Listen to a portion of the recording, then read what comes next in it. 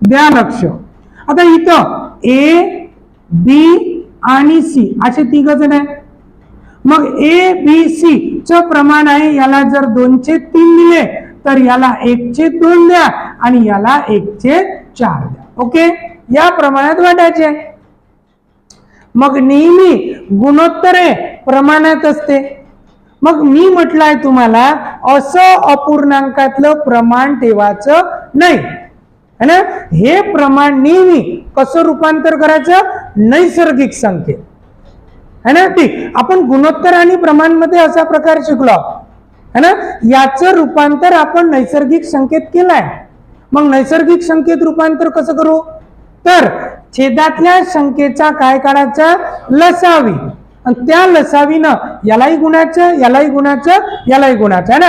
आता 3 2 6 4 चा लसावी किती होत, 12 है ना. मग आता त्या 12 2/3 गुणेला 12, 1/2 गुणेला 12 आणि 1/4 गुणेला पण किती, 12. ओके, मग याचं रूपांतर नैसर्गिक मध्ये होईल. मग 3 1 3, 3 चौक 12, पुन्हा 2 1 2, 2 6 12, परत 4 1 4, 4 3 12. कारण गुणोत्तराला प्रमाणात बदलवलं आपण है ना. ठीक, मग इथं किती राहिले, 4 2 8, इथं राहिला 6 आणि इथं राहिला 3. म्हणजे आता तिघांनाही 8 6 3 या प्रमाणात वाटले असं म्हणणं आणि या प्रमाणात वाटले असं म्हणणं, दोघांचा अर्थ एकच होते है ना. ठीक, म्हणजे ए ला मिळाले 8x रुपये, बी ला मिळाले 6x रुपये, सी ला मिळाले 3x रुपये. या सर्वांची बेरीज 17x रुपये. ओके, ठीक, मग 17x म्हणजे 2550 रुपये आपण वाटले. एक्स म्हणजे आता 17 काय द्यायचं आहे, भाग. ओके, ठीक, पहा 2550 ला 17 भाग देऊ. 17 1 17, किती राहिले 5, 17 किती 5 है ना. म्हणजे किती येते 85, किती 0, परत 0 चा भाग है ना. ठीक, म्हणजे कितीचा भाग गेला 150. आता x ची किंमत संपूर्ण गणितात किती, 150. प्रश्न काय पहा, प्रश्न आहे ए ला बी पेक्षा किती रुपये जास्त मिळतील. हा ए आहे ना, हा बी आहे.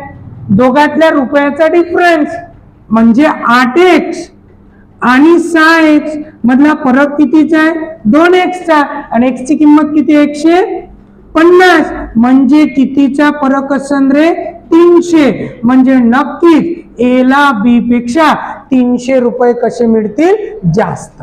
नक्की घ्या. मग 3990 रुपये ए बी सी यांना वाटण्याचं प्रमाण दिलं. मग ए ला दिली रक्कम, बी ला दिली रक्कम, सी ला दिली. ए ला रक्कम दिली 2/3:, सी ला दिली 3/4:, आणि सी ला सुद्धा दिली 4/5, बी ला सी ला. ओके, ठीक. मग आता 3 4 5 चा काय घेणे, लसावी. किती येते 60. मग आता यालाही गुणा 60 न, 2/3 गुणेला 60, यालाही गुणा 60 न, 3/4 गुणेला 60, यालाही गुणा 60 न, 4/5 गुणेला 60. मग आता 3 20 है ना, 4 15 आणि 5 12. म्हणजे इथं झाले 20 2 40, 15 3 45 आणि 12 चौक 48 झालं. हे प्रमाण आणि हे प्रमाण दोघांचा अर्थ एकच आहे. मग आता ए ला मिळन 40x रुपये, बी ला मिळन 45x आणि सी ला मिळन 48x. एकंदरीत तिघांना 8 आणि 5 13, 3 1 4 आणि 4 8 आणि 4 12 आणि 13, 133x म्हणजेच 39 90. पटते असं. मग x बरोबर 3 चा भाग जाते, किती येते 30. सिंपल. आपल्याला प्रश्न केला सी ला किती रुपये मिळतील, सी ला मिळतील 48 गुणेला 30. ओके, ठीक. कारण x ची किंमत किती आहे 30, म्हणजे 48 गुणेला करू 30. मग 0 जसाच्या तसा. 8 त्रिक 24 4 2, 4 त्रिक 12 13 आणि 14. सी ला मिळेल 1440 रुपये. ओके, घ्या. हर्ष आयुष आणि जितीन यांनी एकूण 28,100 रुपये गुंतवले. एकूण गुंतवले, एकूण म्हणजे हर्षनं, आयुषनं आणि जितीननं काहीतरी रुपये एकत्र केले. त्या एकत्रची बेरीज किती झाली? 28,100. पण यात हर्षची किती, आयुषची किती, जितीनची किती आपल्याला माहित नाही. बरं, पण आता त्यांनी असं म्हटलं की या गणितात है ना, या गणितात एक हर्ष नावाचा व्यक्ती आहे, हर्ष, एक आयुष नावाचा व्यक्ती आहे आणि एक जितीन नावाचा व्यक्ती आहे. ओके, ठीक. हर्ष, आयुष आणि जितीन. ओके, आता पहा काय म्हटलं, हर्षने आयुष पेक्षा 400 रुपये कमी आणि जितीनने आयुष पेक्षा 1500 रुपये अधिक. म्हणजे दोघांनी आयुष पेक्षा मग आयुषने किती गुंतवले असेल? 1 रुपये. आयुषचं माहित नाही ना, मग आयुषनं गुंतवले 1 रुपये.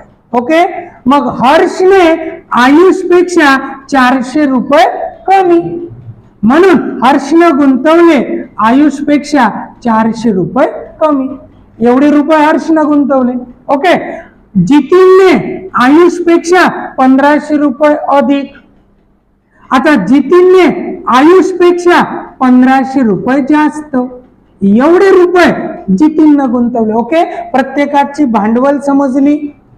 मग या सर्व भांडवलाची बेरीज किती होते? 28,100 रुपये. समजलं?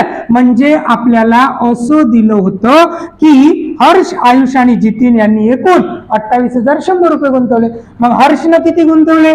x - 400 प्लस आयुषनं गुंतवले x प्लस जितीननं गुंतवले x प्लस 1500. ओके, आता या सर्वांची बेरीज करू है ना, ठीक. मग आता x आणि x किती झाले? 3x. आता 1500 मधून 400 गेले 1100. या सर्वांची बेरीज किती होता? 28,100 रुपये. समजत आहे? ओके, ठीक. मग आता हा प्लस इकडे जाऊन काय होते? मायनस 3x बरोबर किती सापडते? 27,000. x बरोबर किती होते? मग 3 9 27, 9,000. मग x ची किंमत भेटली 9,000. आणि x कोणासाठी घेतलं होतं आपण? आयुषनं. मग आयुषनं किती रुपये गुंतवले? 9,000 रुपये. ओके, ठीक. हर्षनं किती गुंतवले? आयुष पेक्षा 400 रुपये कमी 8,600 रुपये. आणि जितीननं गुंतवले आयुष पेक्षा 1500 जास्त 10,500 रुपये. समजत आहे? झालं. ओके, ठीक. आता प्रत्येकाचं भांडवल समजलं आणि वर्षाअखेर म्हणजे मुदत समान आहे. मग मुदत समान असेल तर आपण लिहितो का? नाही, आपण ऑलरेडी प्रकार पाहिलाय. मग या तिघालाही भाग जाते 100चा है ना, ठीक. मग तिघांच्याही नफ्याचं गुणोत्तर 86:90:105. हे झालं नफ्याचं गुणोत्तर. ओके, मग या हर्षला किती भेटन? 86x रुपये. आयुषला किती भेटन? 90x रुपये. आणि x म्हटल्यापेक्षा आता y घेऊ आपण, कारण x आपण ऑलरेडी वापरला गणितात. आयुषची रक्कम काढली x म्हणजे, तर आता याला आपण y म्हणू. आणि जितीननं गुंतवले 105y. अशी मिळून तिघांची गुंतवणूक एकंदरीत है ना, नफा एकंदरीत, कारण एकूण नफा दिलाय 19,670. म्हणून नफा नफा नफा सर्वांची बेरीज है ना, ठीक. आता 6 5 11ची 1, पुन्हा हातचाला 1. आता 9 आणि 1 10 18 8, परत हातचा 1 किती तर 281 y.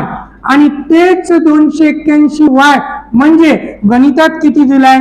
19,670 रुपये.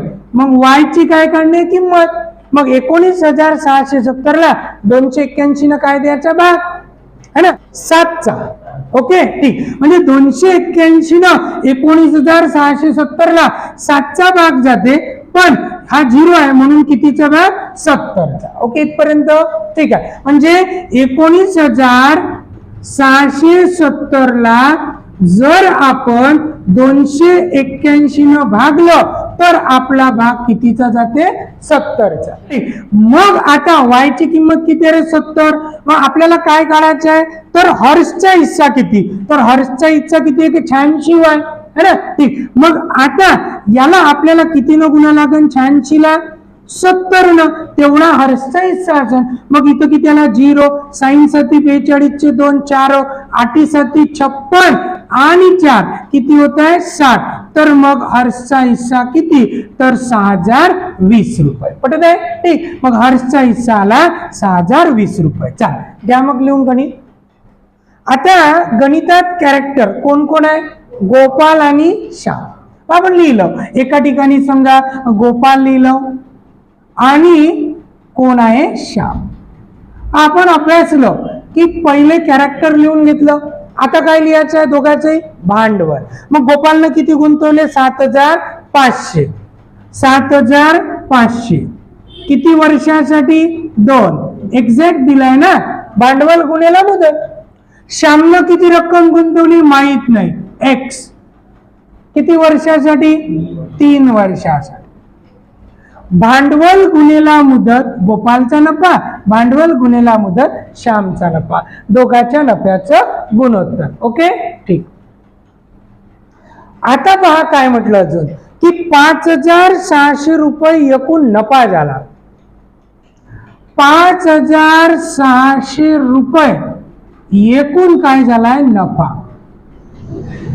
आता या 5600 एकूण नफ्यापैकी श्यामला मिळाले किती रुपये 3600 रुपये. मग साहजिक 3600 रुपये जर श्यामनं घेतले असेल तर बाकीचे 2000 गोपालला भेटले असेल ना, कारण नफा तर एकूण 5600 झाला बरोबर ना. म्हणजे गोपालला किती भेटले असेल मग 2000 रुपये. वाटत आहे गोपालला भेटले असेल. ओके झालं. ठीक, म्हणजे गोपालला भेटले 2000, श्यामला भेटले 3600. हा नफा आणि हा याच्यापासून नफ्याचं गुणोत्तर भेटत. गुणोत्तराला आपण कसं लिहितो अंश आणि छेदात. म्हणजे गोपालला भेटन 7500 गुणिला 2 या प्रमाणात, तर श्यामला भेटन x गुणिला 3 या प्रमाणात. म्हणजेच आता इथं लिहा लागन गोपालचा नफा 2000 रुपये आणि इथं लिहा लागन श्यामचा नफा 3600 रुपये. समजत आहे झालं. आता याचं काय करा कॅल्क्युलेशन. 2 2 0 झाले कॅन्सल. वर आणि खाली 4 न भाग जाते.